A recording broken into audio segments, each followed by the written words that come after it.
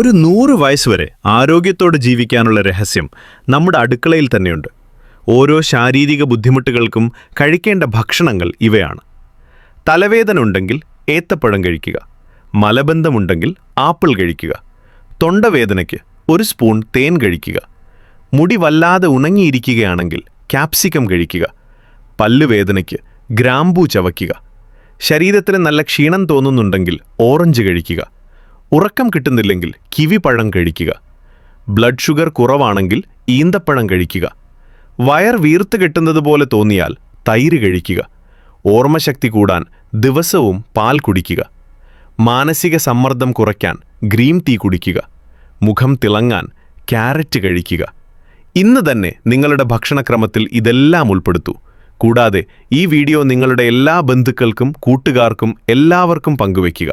പിന്നെ എപ്പോഴും ആരോഗ്യത്തോടെ ഇരിക്കാൻ ഡോക്ടർ ടിൻഡുവിനെ ഫോളോ ചെയ്യാൻ ആരും മറക്കരുത്.